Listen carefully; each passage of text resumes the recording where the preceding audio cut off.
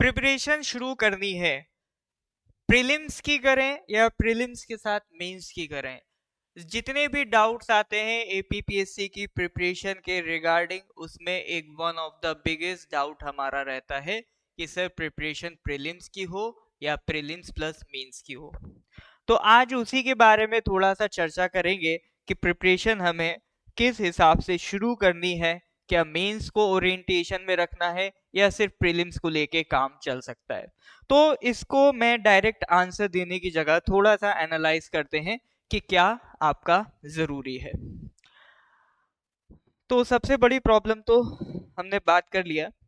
देखिए, सबसे पहले तो आप समझिए, एग्जाम को समझिए, तीनों स्टेजेस को समझिए, तीनों में क्या रिक्वायरमेंट है उसको समझिए। जैसे बात करें सर प्रीलिम्स की, प्रीलिम्स किस पर्पस के लिए आप दे रहे हैं। देखिए, अगर आपका ऑब्जेक्टिव क्लियर है, आपका पर्पस क्लियर है, तो इसका आंसर आपको खुद ही मिल जाएगा, इसमें किसी से पूछने की जरूरत नहीं है। अगर आप सिर्फ प्रीलिम्स फोकस कर रहे हैं या मेंस फोकस कर रहे हैं, उसका क्या क्या इम्पैक्ट पड़ेगा वो थोड़ा सा हम यहाँ डिस्कस करेंगे। जैसे सबसे पहले हम प्रीलिम्स की बात करते हैं, तो प्रीलिम्स आपका बेसिकली क्या है। क्या फाइनल मेरिट लिस्ट में प्रीलिम्स के मार्क्स जुड़ते हैं? नहीं जुड़ते हैं। तो प्रीलिम्स का पर्पस क्या है? प्रीलिम्स का सिर्फ इतना पर्पस है कि वो आपका कट ऑफ क्लियर हो तो आप मेंस का आंसर लिख सकें, दैट इज इट। तो प्रीलिम्स का फाइनल मेरिट लिस्ट से कोई लेना देना नहीं है, it is just a screening test, filter out करने के लिए कैंडिडेट्स को जो आगे मेंस लिखेंगे, सिर्फ इतना ही पर्पस है। मेंस की बात करें तो मेंस का जो रिक्वायरमेंट होता है वो डेप्थ होता है। प्रीलिम्स ऑब्जेक्टिव ओरिएंटेड होता है, मेंस में हमें वही चीज को डिस्क्राइब करना होता है। तो यहां पर आपको ज्यादा कंसेप्चुअल क्लैरिटी की नीड है, ज्यादा सब्जेक्ट के डेप्थ की नीड है, डीपर अंडरस्टैंडिंग की नीड है। इंटरव्यू की अगर बात करें तो interview is basically a personality test, मैं पहले भी कई बार बात कर चुका हूं। इंटरव्यू में वो देखना चाह रहा है कि आप आंसर को किस तरीके से अटेम्प्ट कर रहे हैं, कि अगर आपको नहीं पता है तो जबरदस्ती आप इधर उधर घुमा के ना बात करके टू द पॉइंट बात कर रहे हैं। एक ऑफिसर के रिगार्डिंग क्या क्या क्वालिटीज चाहिए वो आप में है, आपकी अंडरस्टैंडिंग कितनी अच्छी है, आपका वे ऑफ टॉकिंग कितना अच्छा है, आपका एटीट्यूड कितना अच्छा है, ये सारी चीजें वो चेक करेगा आपका इंटरव्यू में, प्लस आपका एक नॉलेज बेस कितना अच्छा है। तो ये होता है सर तीनों स्टेजेस का रिक्वायरमेंट। अब बात कर लेते हैं सर प्रीलिम्स ओनली अप्रोच, कि चलिए मान लेते हैं कि हमने तैयारी शुरू करी सिर्फ प्रीलिम्स फोकस करके। तो कोई भी अगर आपको डाउट आता है लाइफ में, आगे कोई भी प्रॉब्लम लगती कि ये करें वो करें, तो एक पेपर लीजिए, टेबल बनाइए, एक साइड उसके प्रोज लिखिए, उसके कॉन्स लिखिए, आधी क्लैरिटी तो वहीं से हो जाती है। तो प्रीलिम्स में भी बात कर लेते हैं सर, प्रीलिम्स की ही मान लो हमने सिर्फ तैयारी करी, तो उससे क्या फायदा होगा। अगर सिर्फ प्रीलिम्स की कर रहे हैं तो आप एमसीक्यू पे फोकस होंगे, तो एमसीक्यू का प्रिपरेशन आपका अच्छा होने वाला है। दूसरा, आपका जो सिलेबस है प्रीलिम्स का कंपैरेटिवली कम होता है, तो सिलेबस कवरेज भी जल्दी होगा, और मेंस के रेस्पेक्ट में उतना डेप्थ की रिक्वायरमेंट नहीं होती है। तो प्रीलिम्स में प्रिपेयर करने का फायदा है सिलेबस जल्दी होगा, इससे अलग लेवल की खुशी मिलती है। लेकिन नुकसान क्या है, कॉन्स क्या है प्रीलिम्स के। प्रीलिम्स का देखिए सबसे बड़ा कॉन्स है कि अगर मान लो अगर आपने सिर्फ प्रीलिम्स की प्रिपरेशन की है, कि जैसे ही आपका प्रीलिम्स निकला, मान लो गलती से क्वालिफाई हो गए, अब आपकी आंसर राइटिंग प्रैक्टिस नहीं है, तो वहां आप फंस जाएंगे। तो इसमें सबसे बड़ी दिक्कत क्या है, आंसर राइटिंग प्रैक्टिस नहीं है। प्लस जो मेंस की प्रिपरेशन है, ऑब्वियसली बात है, कोई पर्सन जो साथ में करता हुआ आ रहा था उसके कंपैरिजन में अब आप आंसर राइटिंग शुरू करेंगे, अब आप सब्जेक्ट को डेप्थ में ले जाएंगे, तो मेंस लेवल की प्रिपरेशन में एक बड़ा गैप आप फील करेंगे।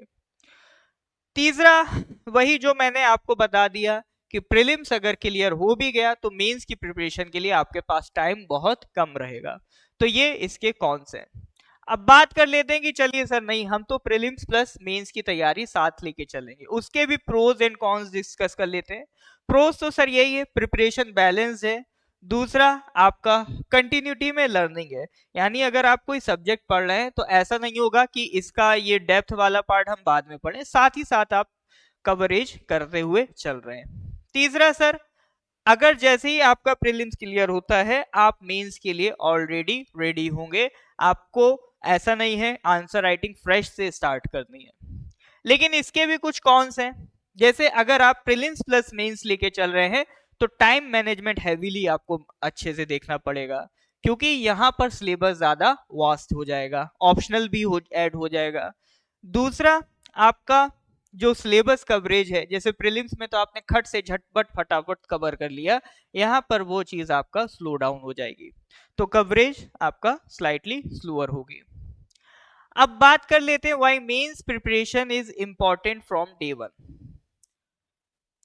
देखिए, अब इतना तो हम समझ गए हैं कि प्रीलिम्स हो या आपका मेंस हो, प्रिपरेशन अगर प्रीलिम्स प्लस मेंस लेके करेंगे तो ज्यादा इफेक्टिव आपको नतीजे मिलेंगे। क्योंकि एक बात आप समझने की कोशिश कीजिए कि आपका पर्पस क्या है, क्या सिर्फ प्रीलिम्स निकालना ही पर्पस है या एग्जाम निकालना पर्पस है?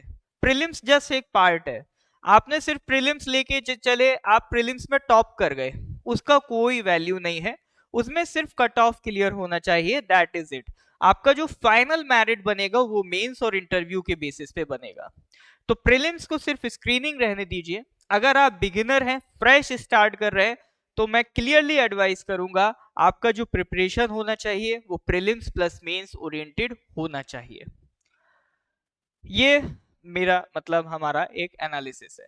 अगर हम बात करें कि डे वन से ही क्यों करनी है, देखिए सबसे बड़ी बात तो ये है कि जैसे कुछ टॉपिक्स है, मान लीजिए GS2, तो GS2 में भी पॉलिटी आपका आ रहा है और प्रीलिम्स में भी पॉलिटी आ रहा है। अगर मेंस की प्रिपरेशन आप करते चल रहे हैं तो प्रीलिम्स के जो टॉपिक्स हैं उसके लिए अलग से आपको प्रिपरेशन की नीड नहीं है, वो ऑलरेडी आपका इसमें कवर हो रही है। दूसरा, अगर आप साथ ही साथ मेंस की प्रिपरेशन करते चल रहे हैं तो आंसर राइटिंग भी प्रैक्टिस करेंगे, और आंसर राइटिंग प्रैक्टिस ऐसी चीज है जिसमें आपको ऐसा नहीं है कोई टेक्निक सिखाएगा, आंसर राइटिंग धीरे धीरे अपने आप डेवलप होती है। आपको इसमें कुछ तरीके बताए जाते हैं, इस तरह से आंसर्स लिखना है, आपके कुछ डाउट्स रिजॉल्व किए जाते हैं, बट एक जो बेहतरीन आंसर लिखने की कला है वो प्रैक्टिस से ही आती है। तो अगर आप मेंस की प्रिपरेशन साथ कर रहे हैं तो आपका जो आंसर राइटिंग प्रैक्टिस है वो भी आपका बेहतरीन तरीके से साथ ही साथ क्या हो रहा होगा, डेवलप हो रहा होगा, जो आपको प्रीलिम्स के बाद बहुत हेल्प करेगा। Strong mains preparation is equal to more confidence in prelims too. इसका क्या मतलब है? इसका सर सीधा मतलब ये है कि अगर मान लो एग्जाम में सिलेबस इतना है, आपने इतना कवर रखा है, ऑब्वियसली बात है इनडायरेक्टली अगर बोले तो आपका ये जो छोटे सिलेबस वाला जो कॉन्फिडेंस है वो अलग लेवल पे आएगा। तो छोटा सिलेबस अगर पूछ रहा है और आपने बड़ा सिलेबस कवर कर रखा है तो ऑब्वियसली बात है आपको जो कॉन्फिडेंस लेवल है वो अच्छा फील कराएगा। तो प्रीलिम्स प्लस मेंस अगर साथ ही साथ प्रिपेयर कर रहे हैं तो ऑटोमेटिकली प्रीलिम्स तो आपका कवर हो ही रहा है। लेकिन इसके लिए एक स्ट्रेटेजिकल फॉर्म में चलना है, क्योंकि कई बार क्या होता है हम आंसर राइटिंग में इतना डूब जाते हैं कि MCQ की प्रैक्टिस छोड़ देते हैं, तो हमारा प्रिपरेशन ऐसा हो जाता है कि बस एक बार प्रीलिम्स देने को मिल जाए, मेंस तो हम निकाल ही लेंगे। कुछ का ऐसा भी सीन होता है, तो इसीलिए ऐसा भी नहीं है कि प्रीलिम्स बिल्कुल इग्नोर मार देना है, ऐसा भी नहीं करना है। प्रीलिम्स प्लस मेंस को साथ लेके चलना है, जो प्रीलिम्स के लिए आपका रिक्वायरमेंट है MCQ प्रैक्टिस वो भी साथ ही साथ करते चलना है। तो इसमें सबसे पहला पार्ट तो देखिए ये है, शुरू के जो आप 6 to 8 मंथ्स देंगे उसमें कॉम्प्रिहेंसिव सिलेबस कवर करिए, मेंस ओरिएंटेड होके चलिए, सारा का सारा आंसर राइटिंग प्रैक्टिस करते रहना है, और ऑप्शनल भी इसी टाइम पीरियड में करना है। ये नहीं सोचना है कि प्रीलिम्स निकल जान दो फिर देखते हैं ऑप्शनल का क्या करना है। अगर आप सिंसियरली प्रिपेयर कर रहे हैं तो ऑप्शनल को भी साथ ही साथ लेके चलिए। दूसरा आता है कि लास्ट का जो आपका टाइम बचता है प्रीलिम से 3-4 महीने पहले, प्रीलिम से जो लास्ट का जो टाइम पीरियड बचता है उसमें आप जो प्रिपरेशन करेंगे, हाँ उसमें फुली आप फोकस हो जाइए प्रीलिम्स पे। स्पेशली लास्ट के जो 2 मंथ्स हैं उसमें फिर आप मेंस को छोड़ के फुली फोकस हो जाना है प्रीलिम्स के MCQ की तरफ। प्रीलिम्स का जो सिलेबस है उसको थोरोली रिवाइज करिए, MCQ प्रैक्टिस बेहतरीन तरीके से मैनेज करिए। फिर प्रीलिम्स जैसे ही खत्म होता है, प्रीलिम्स खत्म होता ही फिर ये नहीं है कि वेट करना है रिजल्ट क्या आएगा, जो आएगा सो आएगा। जैसे ही आपका प्रीलिम्स एंड हो, थोड़ा सा फ्रेश अप होना है, ब्रेक लेना है, ब्रेक के बाद वापस आना है और अपना आंसर राइटिंग प्रैक्टिस स्टार्ट कर देना है। क्योंकि अगर आपने अच्छे से प्रीलिम्स की प्रिपरेशन की है तो डेफिनेटली आपका स्क्रीनिंग तो क्लियर हो गई होगा।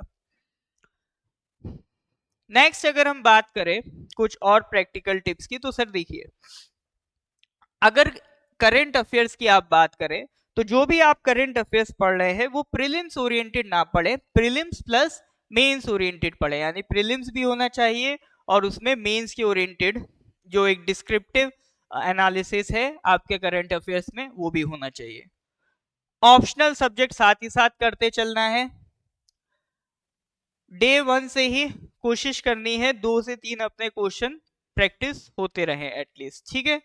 और आपका जो प्रीलिम्स के क्वेश्चंस है उसको यूज करिए ताकि आप जो कंसेप्चुअल क्लैरिटी है उसको और चेक कर पाए, तो आपकी ये प्रिपरेशन बेहतरीन तरीके से मैनेज हो। इसीलिए नॉर्थ ईस्ट पीएससी एपीपीएससी का जो अपना कंबाइंड कोर्स लॉन्च कर रहा है उसमें हमारा जो सबसे बड़ा की पॉइंट है कि हमारा एक बड़ा फोकस है आंसर राइटिंग प्रैक्टिस पे और पर्सनल मेंटरशिप पे, ताकि कोई भी स्टूडेंट जो भी आंसर लिख रहा है उसकी कॉपी चेकिंग एक बेहतरीन तरीके से हो पाए, उसके आंसर चेकिंग इस लेवल पे हो पाए ताकि उसके सारे जो डाउट्स है कि आंसर राइटिंग में रिक्वायरमेंट होती है, हर किसी की अपनी एक अलग अंडरस्टैंडिंग होती है, तो जो पर्सनल मेंटर जो उनको फीडबैक देता है वो उनके आंसर के अकॉर्डिंग देता है कि आपका आंसर इस डायरेक्शन में ज्यादा जा रहा है, या मान लीजिए आप बहुत निगेटिव लिख रहे हैं तो उसको थोड़ा सा पॉजिटिव करने की नीड है, या आप फैक्ट कम लिख रहे हैं, रैंड वेग बातें ज्यादा लिख रहे हैं तो थोड़ा सा फैक्चुअलाइज करने की नीड है,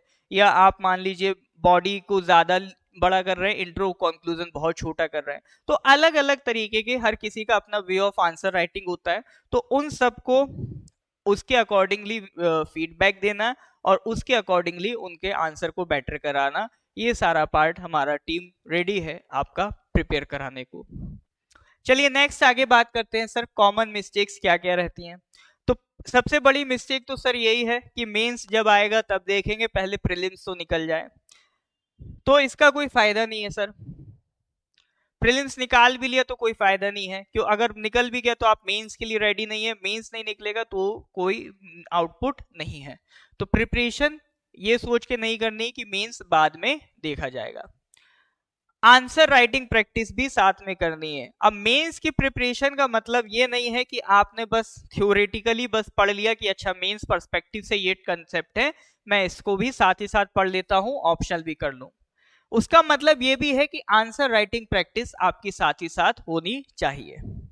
तीसरा ये कि आप जो स्ट्रेटजीज फॉलो कर रहे हैं, कि एक टॉपर थे उन्होंने कहा था कि इस तरह से करना है तो मैं तो यही करूंगा, कोई कुछ भी कहे, आपको अपनी स्ट्रेटजी इंडिविजुअल लेवल पे कस्टमाइज करनी होगी, क्योंकि हर एक पर्सन की अपनी अलग सिचुएशन होती है, अपना एक अलग बैकग्राउंड होता है, अपना एक अलग वे ऑफ प्रिपरेशन होता है, तो उसके अकॉर्डिंगली आपको अपने आप को ढालना पड़ेगा।